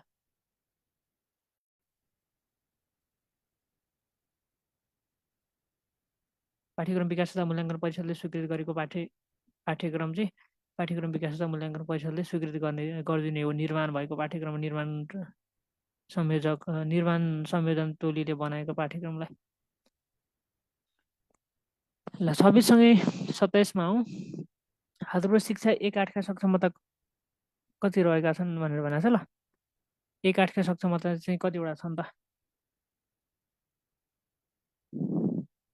ल मिलाउँ अब सक्षमता 1/8 आधारभूत तह, वर्तमान आधारभूत तहका सक्षमता कतिवटा छन् भनेर भनेको छ। ल लेखौँ सबैले, लाइक सबैले गरौँ, सेयर सबैले गरौँ, नयाँ साथीहरूले हाम्रो पेजलाई फलो गर्नु होला, एक्सपिरियन्ट एकाडेमीलाई। अब यो आधारभूत तह 1/8 का सक्षमता भनेर भन्यो। ल अब प्रारम्भिक बाल विकासमा 6वटा छन् होइन। प्रारम्भिक बाल विकासका सक्षमताहरू 6वटा रहेका छन्। अनि 1 देखि 3 कक्षावाला सक्षमता भनेको 7वटा रहेका छन् साथीहरू। 4, 5मा 8वटा सक्षमता रहेका छन्। कक्षा 4, 5 का सक्षमताहरू 8वटा रहेका छन्। 6, 8 का 13वटा रहेका छन्। अब हामीलाई सोधेको छ 1/8 का भनेर। 1/8 का के लेख्नु? ल लेख्नुहोस्, सबैले लेख्नुहोस्। ल 12, 1 दर्जन हो, 1 दर्जन नै हो। ल सबैले लेखौँ त। सबैले लेखौँ, लाइक सबैले गरौँ, सेयर सबैले गरौँ, कमेन्ट सबैले गरौँ। ल प्रारम्भिक बाल विकासका सक्षमता रहेका छन् जम्मै 6वटा। कक्षा 1, 3मा 7वटा, 4, 5मा 8वटा रहेका छन्, 6, 8मा 13वटा रहेका छन्। अनि हाम्रो राष्ट्रिय शिक्षाका उद्देश्य पनि 12वटा। अनि 1/8 का उद्देश्य 1/8 का उद्देश्य होइन, सक्षमता पनि कतिवटा त? 12वटा है त। ख नम्बर। ल ख लेख्ने जति सबै साथीहरूको मिल्यो। अब 9, 10 का 11वटा छन्, 11, 12 का 10वटा रहेका छन्, फेरि 9 देखि 12 का छुट्टै 15वटा सक्षमताहरू रहेका छन्। ल 27 नम्बरको चाहिँ ख रहेको छ। 27 सँगै हामी 28मा आउँ। 28लाई हेर्नुहोस् त, सजिलो छ। निम्नमध्ये कुन योजना पाठ्यक्रम विकास केन्द्रले तयार पार्छ भनेको छ। ल पाठ्यक्रम विकास केन्द्रले पनि तयार पार्छ। कुन योजना तलको मध्ये? कार्यपात्रो, कार्य योजना, पाठ योजना, एकाइ योजना भनेर भन्यो। ल 28 को लेखौँ त। ल 28 को सबैले लेखौँ। ल 27 भइसक्यो। 28मा आउँ। 28मा आउँ सबैजना, लाइक सबैले गरौँ, सेयर सबैले गरौँ। ल सेयर एकचोटि सबैजनाले गरिदिनु साथीहरू। ल फेरि गरिदिनु पर्ने भयो तपाईँहरूले। ल 28 को कुन चाहिँ हो त? कुन चाहिँ योजना चाहिँ पाठ्यक्रम विकास केन्द्रले पनि बनाउँछ त? ल साथीहरू, अब भने ल फटाफट लेखौँ, सबैले लेखौँ त। 28 लेखेर लेख्नु होला। फेसबुक पेजमा हुने साथीहरूले एकपल्ट सेयर सबैले गर्नु होला है त। मैले सबैजनालाई आग्रह गरेँ।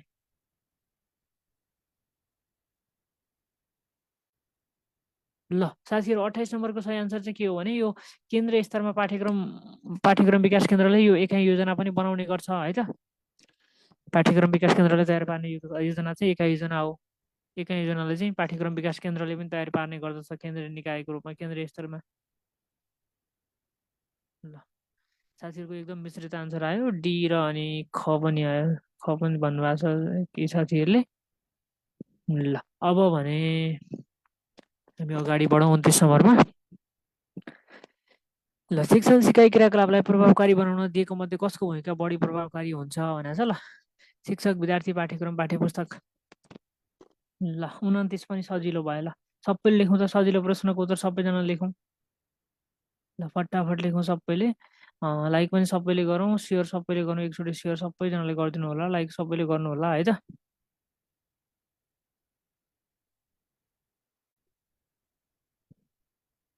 ल लाइक सेयर कमेन्ट एकपल्ट सबैजनाले सेयर सबैले गरिदिनु पर्यो साथीहरू। अब हेर्नुहोस् शिक्षण सिकाइ क्रियाकलापलाई प्रभावकारी बनाउन कसको भूमिका बढी महत्त्वपूर्ण हुन्छ भनेको छ। ल अब यसको त आन्सर के लेख्नु पर्ला, ठिकै छ सबैको ठिकै छ। सही आन्सर चाहिँ शिक्षक है। शिक्षकले नै पढाउने हो कि, शिक्षकले नै पढाउने हो, शिक्षकले नपढाए होइन। शिक्षण सिकाइ क्रियाकलाप प्रभावकारी हुँदै हुँदैन पढाउने मान्छे नै एक्टिभ भएन भने। ल मूल्याङ्कन के हो भनेको छ, परीक्षण गर्नु, जाँच लिनु, सिकाइ क्रियाकलापको प्रक्रिया, पाठ्यक्रमद्वारा निर्धारित उद्देश्य पुरा नभएको लेखाजोखा गर्ने प्रक्रिया भनेको छ। ल 30 पनि ल फटाफट 30 पनि सबैजना लेखौँ त। मूल्याङ्कन के हो भनेको छ 30 नम्बर।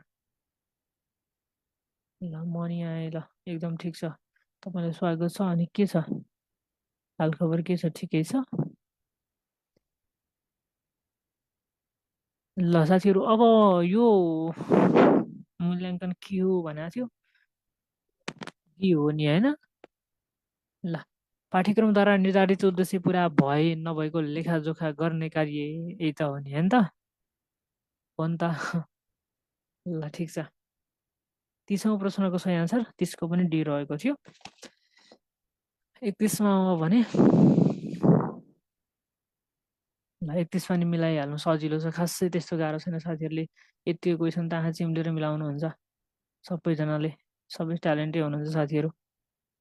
ल जटिल समस्याको आधारभूत कारण खोजी गर्न कुन मूल्याङ्कन विधि अपनाउनु पर्छ भनेको छ। ल समस्या चाहिँ जटिल खालको देखियो, त्यसका अब आधारभूत कारणहरू, बेसिक कारणहरू के हुन् भनेर पत्ता लगाउन कुन मूल्याङ्कन विधि अपनाउनु पर्दछ भनेको छ। निर्माणात्मक मूल्याङ्कन, निर्णयात्मक मूल्याङ्कन, निदानात्मक मूल्याङ्कन अनि संरचनात्मक मूल्याङ्कन भनेको छ। ल कुन मूल्याङ्कन, यस्तो अवस्थामा तपाईँ कुन मूल्याङ्कन अपनाउनुहुन्छ त। ल 31को लेखौँ त सबैजनाले, सबैजनाले लेखौँ, लाइक गरौँ, सेयर गरौँ, कमेन्ट गरौँ। रमाइलो छ त खबर, त खबर रमाइलो हुनुपर्छ, खबर रमाइलो भएको राम्रो हुने, पढाइ जोरदार भएको राम्रो हो, खबर रमाइलो भएको राम्रो हो, रिजल्टमा पास भएको राम्रो हो।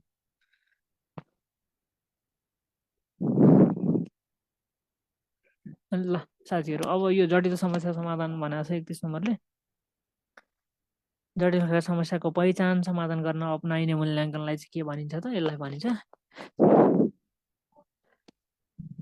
यसलाई के भनिन्छ त। ल यसलाई भनिन्छ निदानात्मक मूल्याङ्कन है। जटिल समस्याहरू आधारभूत कारण खोजी गर्ने, विश्लेषण गर्ने, समाधान गर्नेतिर अपनाउने मूल्याङ्कनलाई निदानात्मक भनिन्छ है त। ल ठिक छ, अब भने ल सी लेख्नुभयो होइन, सबैको आन्सर सी आयो। ल ठिकै छ। ल ग सी 32मा अब भने बालमित्र विद्यालय प्रारूप 67 अनुसार न्यूनतम प्रति विद्यार्थी कति वर्ग किलोमिटर क्षेत्रफल, वर्ग मिटर क्षेत्रफल हुनुपर्ने व्यवस्था छ भन्यो। ल कति सजिलो क्वेसन छ यो, कति हुनुपर्छ त लु हेर्नुहोस् त। 9 फिटको कक्षा कोठा चाहियो होइन।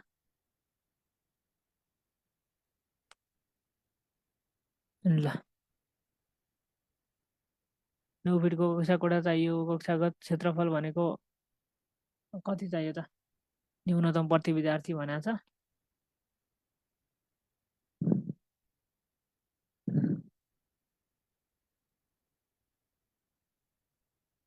ल ठिक छ। अब भने 0.75 वर्गमिटर चाहियो है त न्यूनतम प्रति विद्यार्थी। ल सबैले ए लेख्नुभयो। ल मैले सर र हेरेँ सबैको ठिकै छ।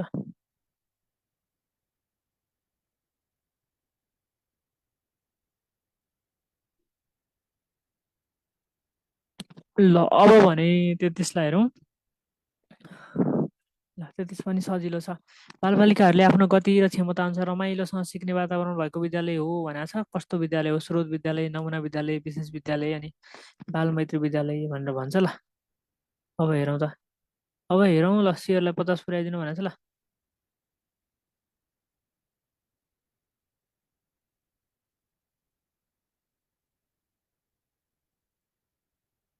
ल अब आफ्नै गति क्षमता अनुसार सिक्ने विद्यालय भनेर चाहिँ यसलाई भनिन्छ बालमैत्री विद्यालय है त। यसलाई भनिन्छ बालमैत्री विद्यालय। ल 33को घ आन्सर रहेको छ। यो जानकारीसँगै म अगाडि बढेँ, 35 नम्बरतर्फ अगाडि बढेँ। ल 35 नम्बरलाई हेरौँ अब भने। ल शिक्षकको पेसागत विकास क्रमको सबैभन्दा अन्तिम चरण भनेको छ। ल शिक्षकको पेसागत विकासको सबैभन्दा अन्तिम चरण कुन हो भनेर भनेको छ यसले। ल यो शिक्षकको पेसागत विकास क्रमका चरणहरू क्रमबद्ध चरणहरू हुन्छन्। नवप्रवेशी जस्तै अब प्रवेश गर्ने बित्तिकै नवप्रवेशीबाट सुरु हुन्छ होइन। त्यसपछि अन्तिम चरणमा पुग्दा चाहिँ के हुन्छ त?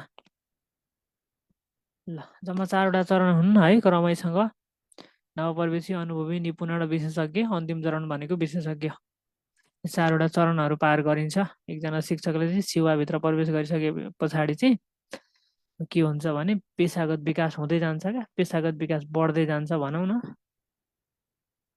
पहिला नवप्रवेशी हुन्छ अनि अलिअलि अनुभवहरू हुँदै जान्छ। त्यसपछि एकदम निपुण हुँदै जान्छ, सक्ने पढाउन सक्ने हुँदै जान्छ। त्यस पछाडि ऊ के हुन्छ त एकदमै विशेषज्ञ बन्छ। ल अब भने 35 नम्बर प्रश्नलाई हेरौँ। ल 35औँ प्रश्नले के भन्छ भने शिक्षक सक्षमताका कतिवटा मापदण्ड तय गरिएको छ भनेको छ। ल अब यो क्वेसन हेर्ने बित्तिकै थाहा पाइसक्नुभयो साथीहरूले कतिवटा मापदण्ड छन् त। यो सक्षमता टिचरका सक्षमताका मापदण्ड चाहिँ कतिवटा छन् त। ल 35औँ प्रश्न सबैले लेखौँ। एकपल्ट सेयर सबैले गरिदिनु होला। लाइक नगर्नु भएको साथीहरूले पनि लाइक गर्नु होला। कक्षाको समय सधैँ 9 बजेर 10 मिनटमा सुरु हुन्छ। ल 35औँ प्रश्नमा आउँ। ल 35को लेखौँ सबैले। लाइक सबैले गरौँ। जाँदा हामी अब 40 नम्बरसम्म पुगौँ आज पनि। ल 35को कतिवटा छन् त हाम्रा मापदण्डहरू? ल यो बिसी बासी शनि गाँसु।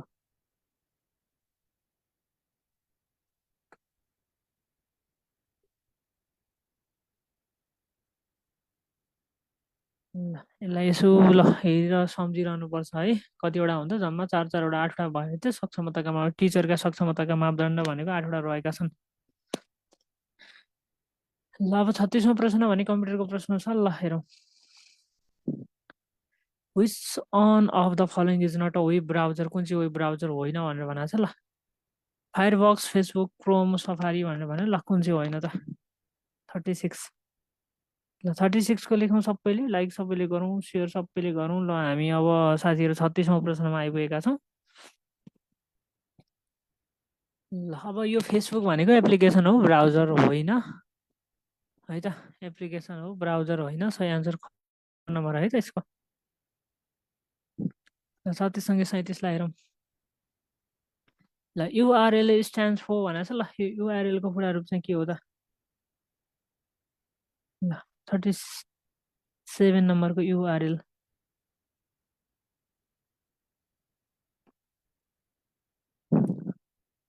युआरएलको पुरा रूप के हो भनेको छ? युआरएल स्ट्यान्ड्स फर भनेर भन्यो। ल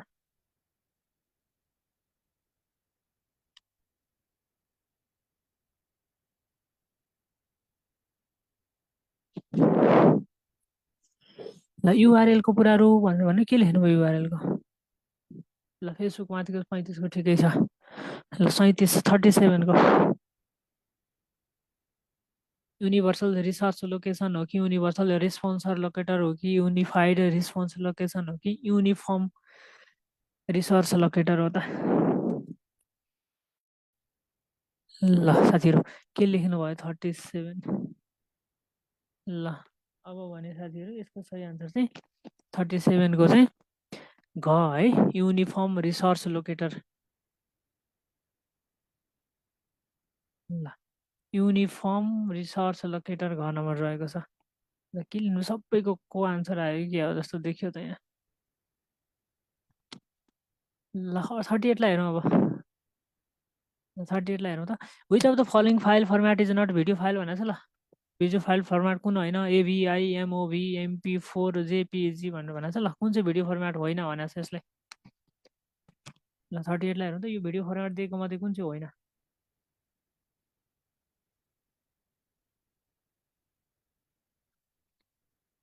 दिएको भिडियो फर्मेट, भिडियोको फर्मेट कुन चाहिँ होइन भनेर भनेको छ। ल लेखौँ सबैले साथीहरू। हामी 38औँ प्रश्नमा छौँ। ल अब यो भिडियो फर्मेट एभिआई, एमओभी, MP4 सबै भिडियो फर्मेट हुन्, तर यो जेपिजी भनेको फोटो होइन। JPEG stand for the expert group भनेको चाहिँ फोटोग्राफिक एक्सपर्ट ग्रुप अथवा यो फोटोसँग सम्बन्धित छ। डी नम्बर होइन, जेपिजीमा फोटोहरू हुन्छ। यो चाहिँ यो भिडियो फर्मेट होइन। अब भने 39 नम्बरलाई हेरौँ। Information and communication technology in schools provide in the opportunity to teachers transform their practice by providing them भनेको छ। ल improve education content, effective teaching and learning method, interactive educational material, all of the above भनेर भनेको छ। ल communication technology, communication technology आइसिटीले चाहिँ अब टिचरहरूलाई चाहिँ के प्रोभाइड गर्छ त?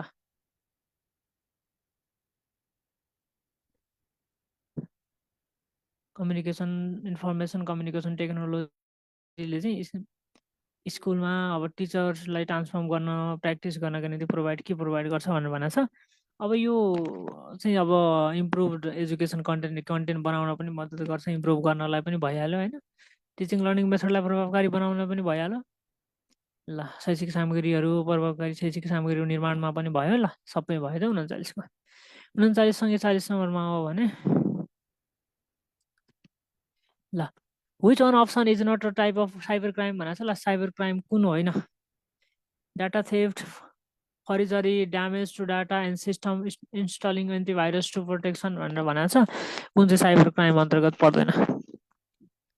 दिएको मध्ये साइबर क्राइम अन्तर्गत नपर्ने कुन हो भनेर भनेको छ। ल साइबर अपराध अन्तर्गत नपर्ने। ल 40औँ प्रश्न। 40को सबैले लेखौँ त। 40को सबैले लेखौँ, सबैले गरौँ सेयर, सबैले गरौँ कमेन्ट, सबैले गरौँ। ल अब साइबर अपराधभित्र नपर्ने के हो भनेको छ। ल साइबर अपराधभित्र दिएको मध्ये कुन पर्दैन त? ल एन्टिभाइरस चाहिँ अब इन्स्टल गर्नु भने यो साइबर अपराध होइन है त, यो अपराध होइन। साइबर अपराध त होइन नि त यो। अब यो चाहिँ तपाईँले इन्स्टल गर्नुभयो भने त भाइरसबाट जोगाउनलाई गर्नुभयो हो नि त होइन। एन्टिभाइरस राख्नु भने त ल्यापटप कम्प्युटरहरूमा एन्टिभाइरस राख्नु भने यो साइबर अपराध हो त होइन नि त।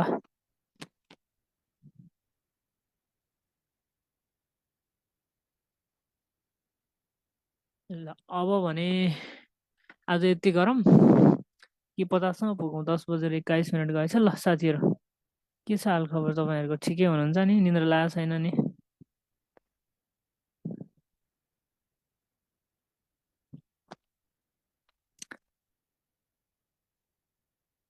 ल अल्छी कतिको लागेको छ, निन्द्रा कतिको लागेको छ, झ्याउ कतिको लागेको छ? पढ्दा त यस्तै हो नि त, झ्याउ लाग्छ, निन्द्रा लाग्छ होइन, अल्छी पनि लाग्छ। भनेर अलिकति बिचमा हेरौँ, एकछिन पछाडि स्किप गरिदियो होइन। ल अब हाम्रो फेसबुक पेजलाई फलो गर्नु भएको छैन भने फेसबुक पेजलाई फलो गर्नु होला सबैजना साथीहरूले। एक्सपिरियन्ट एकाडेमी फेसबुक पेजलाई सबैजनाले फलो गर्नु होला। ल जहाँ जाँदै हाम्रो ल सकाउँ सर नेक्स्ट नेक्स्ट भन्ने कुरा। ल मेरो त के हो, एमएड फोर्सको इक्जाम छ, टिएससीको क्लास लिन पाउँदैन। ल ठिकै छ।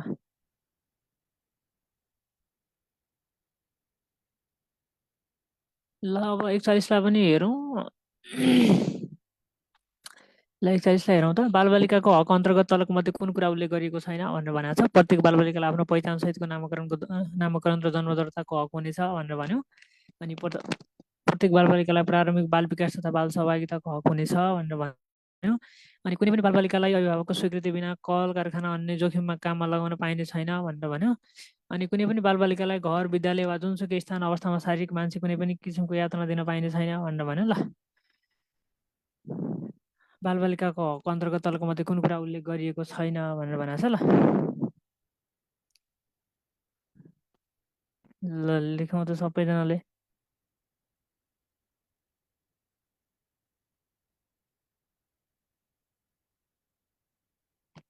ल कुन हक कुरा उल्लेख गरिएको छैन त?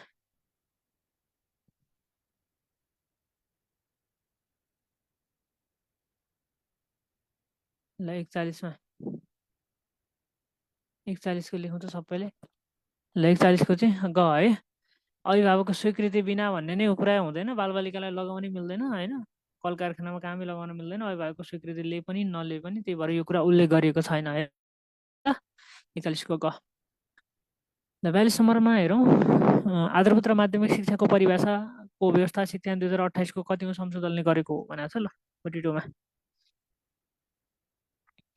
कतिौँ संशोधनले हो यो आधारभूत र माध्यमिक शिक्षालाई परिभाषित यहाँदेखि यहाँसम्म आधारभूत शिक्षा यसरी माध्यमिक शिक्षा हुने भनेर यो शिक्षा 2028को कतिौँ संशोधनले गरे हो भनेर भनेको छ। ल यसलाई फटाफट हेरौँ त।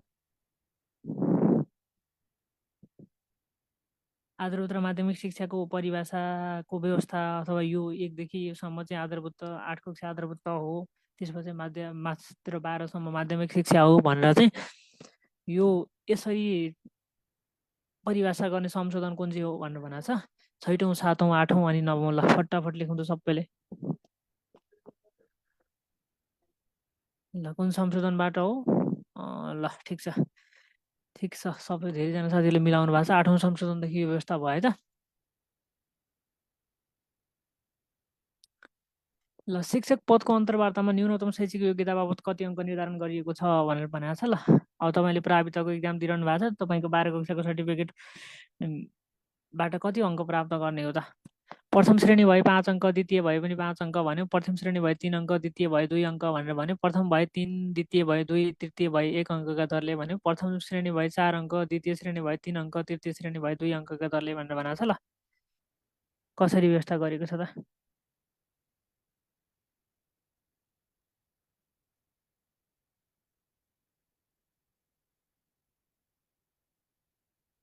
अब मिलाउँ त साथीहरू। अब ठ्याक्क मिलाउँ त।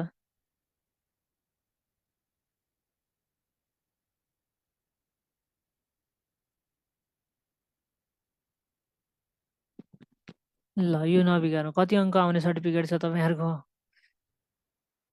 यहाँ भन्नु त पर्दैन, विचार गर्दै गर्नुहोस्। ल कति अङ्क पाउने सर्टिफिकेट छ त?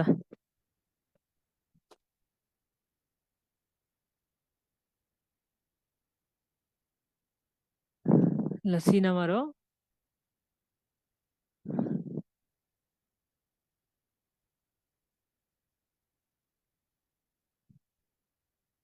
ल सबैले लेखौँ त। प्रथम भए के लेख्नु भयो? आन्सर चाहिँ के आयो त? 2 आउने। 2 आउनेछ भनेको द्वितीय श्रेणी भन्नु होला।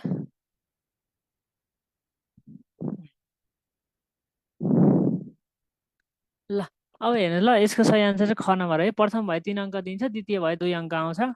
पास डिभिजन मात्रै भए चाहिँ अङ्क अब आउँदैन।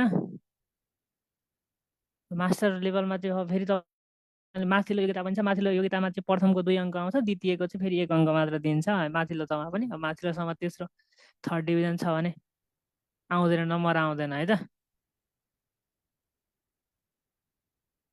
पासै मात्र छ भने चाहिँ फेरि नम्बर दिँदैन।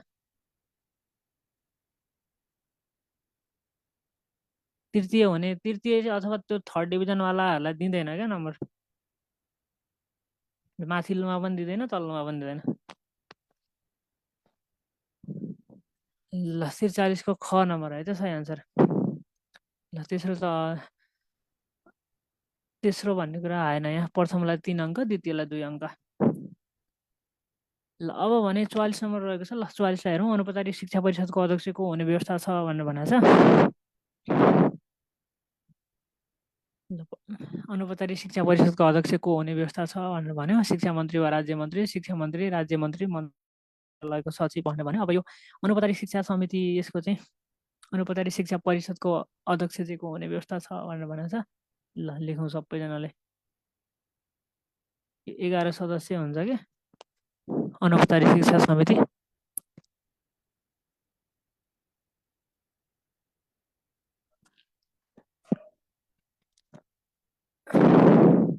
ल शिक्षा मन्त्री वा राज्य मन्त्री सही आन्सर। ल म अगाडि बढेँ है। 44को क लेख्नु भयो। ल 44को ए हुनुपर्ने थियो। ल ठिकै छ, ए नै छ, सबैको क नै छ। 45 नम्बरमा विद्यार्थीको सिकाइ उपलब्धि परीक्षण र व्यवस्थापन कुन तहको काम कर्तव्य अधिकार अन्तर्गत पर्छ भनेको छ। विद्यार्थीको सिकाइ उपलब्धि परीक्षण तथा व्यवस्थापन कुन तहको काम कर्तव्य अधिकारभित्र पर्छ भने प्रदेश, स्थानीय तह, प्रदेश र स्थानीय तहको साझा, माथिका कुनै पनि होइन भनेर भन्यो। ल विद्यार्थीको सिकाइ उपलब्धिको परीक्षण व्यवस्थापन कुन तह, अहिले चाहिँ अब यो स्थानीय सरकार सञ्चालन ऐन अनुसार हेर्नु न। अब यहाँ स्थानीय प्रदेश दिएको छ होइन, सङ्घ दिएको छैन, प्रदेश स्थानीय तहको कुरा गरेको छ। ल 45 को लेखौँ त सबैले। 45 को सबैले लेखौँ। ल लाइक नगर्नु भएको साथीहरूले लाइक पनि गरिदिनु होला। ल अब अहिले चाहिँ स्थानीय तहलाई दिएको छ है। स्थानीय तहले चाहिँ अब गर्न सक्छ यो उपलब्धि परीक्षण व्यवस्थापनको कार्य चाहिँ यो तहले गर्न सक्छ। ल 45 सँगै 46 नम्बरमा हौँ। ल 46लाई हेरौँ त अब। यदि शिक्षकलाई खेलाडी, खेलाडीलाई पुलिस, पुलिसलाई डाक्टर र डाक्टरलाई कृषक भनिन्छ भने चोरी हुँदा पकड्ने काम कसको हो भनेको छ। ल ल यो कोडिङ छ, सामान्य कोडिङ छ। ल मिलाइहाल्नुहुन्छ। शिक्षकलाई खेलाडी, खेलाडीलाई पुलिस, पुलिसलाई डाक्टर भनिन्छ भने डाक्टरलाई कृषक भनिन्छ अरे। त्यो चोरी हुँदाखेरि पकड्ने को हो भनेको छ। ल सजिलो छ।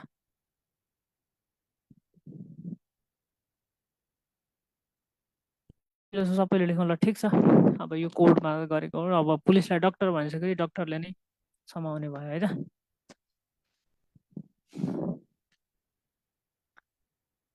ल अब भने ल अब यसलाई हेरौँ त। तलको मध्ये समूह नमिल्ने जोडी पत्ता लगाउनुहोस् भनेको छ। 4, 16, 3, 12, 7, 28, 5, 15 भनेर भनेको छ। ल कुन जोडी मिल्दैन, कुन जोडीमा के फरकपना छ र नमिल्या हो। ल लेख्नुहोस् त, लेख्नु सबैले। ल हामी 47मा आयौँ।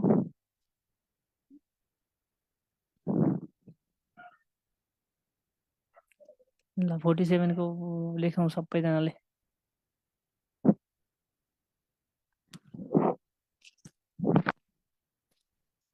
ल 46को 48, 46 भइसक्यो। 47 ल सबै मल्टिप्लाई अफ 4 छ होइन। 4 चौको 16, 3 चौको 12, 7 चौको 28 छ। यसमा चाहिँ 3 मात्र भएको छ।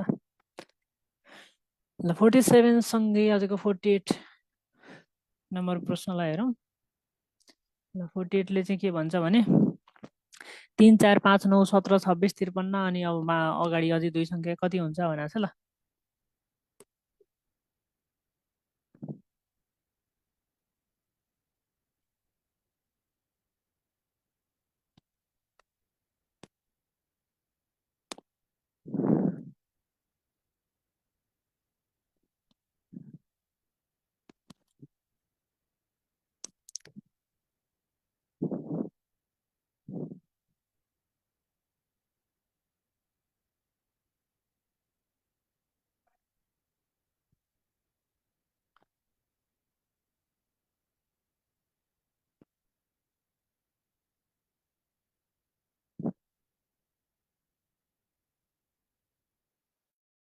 ल बिस्तारैलाई गरौँ त। ल हामीसँग 2वटै क्वेसन मात्र बाँकी रह्यो होइन। 2टा क्वेसन मात्र बाँकी रहेका छन्। हामी 48मा आइसकेका छौँ। ल हाम्रो फेसबुक पेजबाट हेरिरहनु भएका सबैजना साथीहरू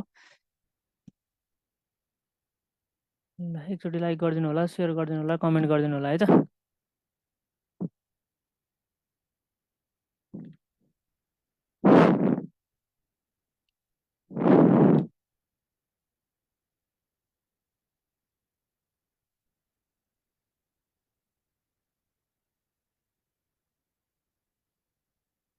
ल 48को ठिक छ। के लेख्नुभयो? सी लेख्नु भएको छ सबैजनाले।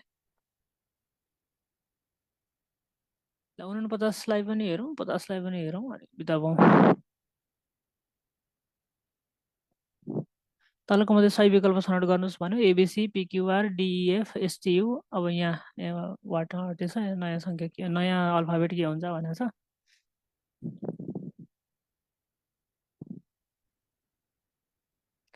ल एबिसी छ, अनि पिक्युआर छ, डिइएफ छ, एसटियु छ।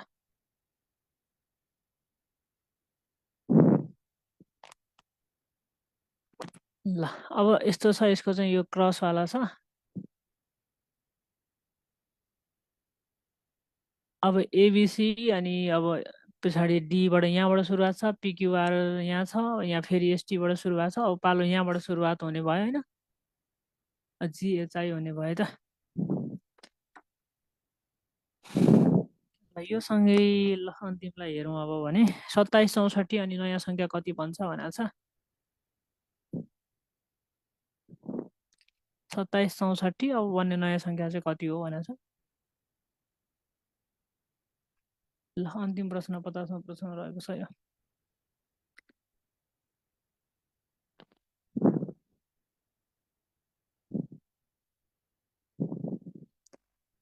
ल अब भने 3को क्यु छ अनि 4को छ, फेरि 5को हुनु पर्यो। 5को हुँदाखेरि 125 हुने भयो है त।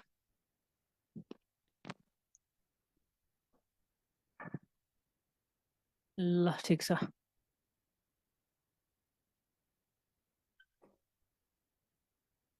अब भने आजलाई छुट्यौँ है त। ल सबैलाई धेरै धेरै धन्यवाद भन्न चाहन्छु। ल हो भने फेरि भोलि भेटौँला। आजका निम्ति भने ल सबैलाई धेरै धेरै धन्यवाद साथीहरू। 10:34 पनि गयो।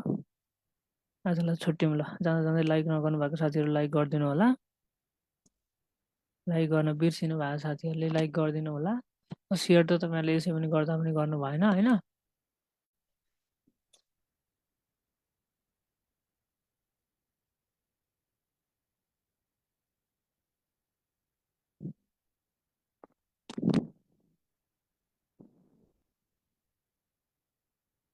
ल सबैलाई धन्यवाद भन्न चाहन्छु। अनि पढ्दै गर्नु होला। अझै 1-1.5 घन्टा पढेर सुते पनि हुन्छ, सुति नहाल्नु होला, मोबाइल चलाएर नबस्नु होला। हुन्छ छुट्यौँ है त आजलाई।